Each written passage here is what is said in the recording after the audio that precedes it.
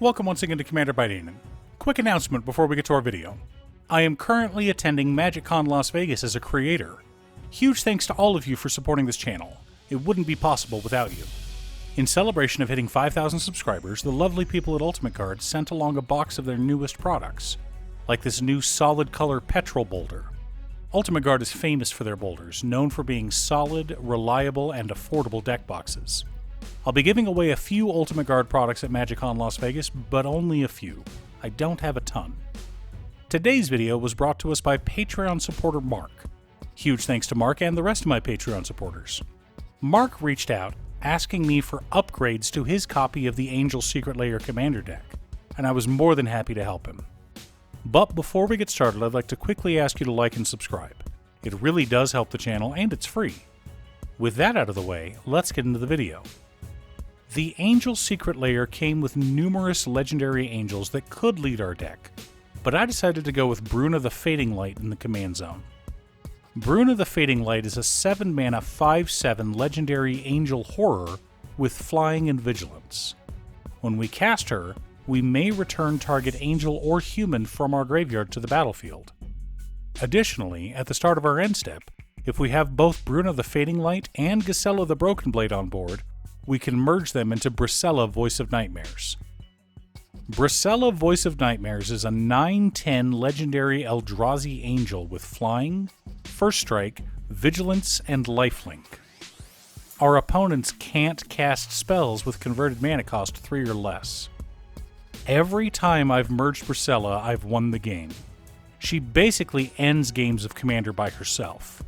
Having one half of this creature in the command zone, and the half that can reanimate the other half on top of that, seemed like the best option to me. Two things almost every Commander deck wants to do are draw cards and ramp. So we could have gone with Gyata Font of Hope in the command zone, but I've already done a couple of Gyata videos. I also made upgrade decisions and cut decisions based on having Bruna in the command zone. Now, before we make any decisions on what cards to keep and what to cut, we should take a look at our handy-dandy checklist. 50 mana sources, usually split between 37 lands and 13 pieces of ramp, 10 pieces of card advantage, 8 to 10 pieces of spot removal, 2 to 3 board wipes, 2 pieces of graveyard hate, and 1 sudden I win card. One more thing before we get started. I've been streaming Final Fantasy XIV over on my other channel, Musings by Danon, every weekday in the afternoons. If you want to pop in and ask some questions, chat about Commander, or just hang out, you're more than welcome to. Okay, so let's take a look at the pre-constructed Angel deck and see how it compares to our checklist. 51 mana sources split between 39 lands and 12 pieces of ramp. Not bad, but I'd like to up the ramp just a smidge. 13 pieces of card advantage. Actually impressive for a Precon. 7 pieces of interaction, we'll want to up this, 4 board wipes, no graveyard hate, and 1 sudden I win card in a Johnny Strength of the Pride. The problem with a Johnny Strength of the Pride is that you want to run him as a win condition in a life gain deck, not an angel deck that just happens to have a bit of life gain. So we'll be replacing him for the Immortal Sun. Better card advantage, makes our angels bigger, and makes our spells cheaper. Path of Ancestry is a card that I don't really see running in a single color deck, no matter how many of a specific type of creature are in the deck. So we'll be replacing it with Scavenger Grounds, giving us some graveyard hate.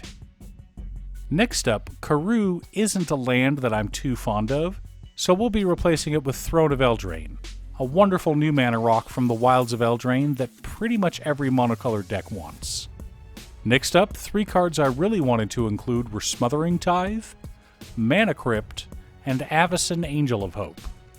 It should be pretty obvious why you'd want these 3 in the deck, and Mark specifically said he had no budget restrictions. So, going for some of the best ramp in the game makes sense to me. We'll be cutting 3 planes to add these. Mazemind's Tome is not a card that ever really excited me. It did pretty well in Standard for a while, but I think replacing it with an Enlightened Tutor is our best bet. Angel of Destiny isn't a very good Magic card, so we'll be replacing it with one of the best angels ever printed, Linvala, Keeper of Silence. We're a mono-white deck, so a bit of stacks is to be expected. Griffin Airy is another card that doesn't excite me, so we'll replace it with Resplendent Angel, a card that fits very well with our life gain sub-theme.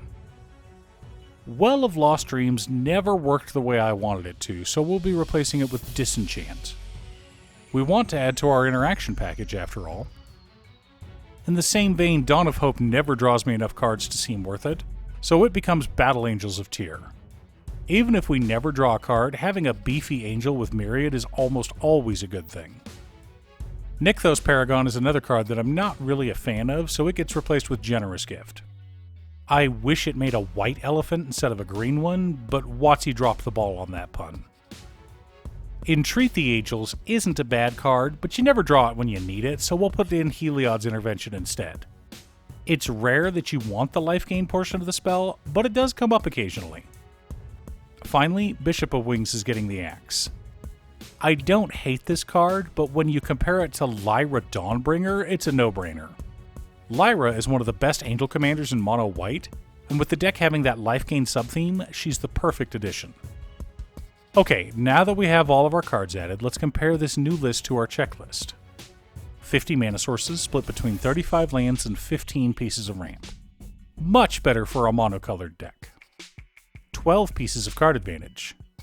10 pieces of interaction, plus some stacks. 3 board wipes.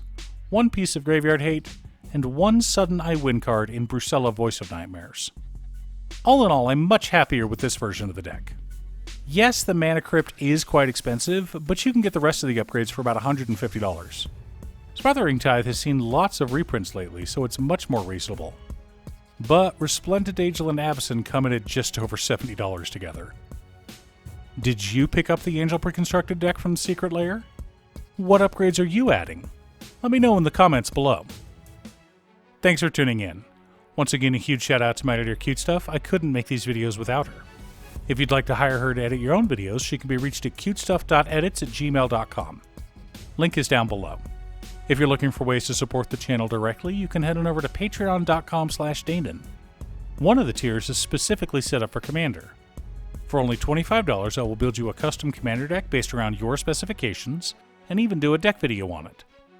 I also wanted to give a quick shout out to all of my patrons: Waffles, Jiraiya, Danny, Muffins, Marcus, Squishy, Brett, Roxy, Josh, Sean, Pob Zombie, Mark, Alex, Daniel, Steve, Kevin, Alex, Cookie, Borgie, Jake, Exiled Rogue, Manassas, Nosman, and Kyo.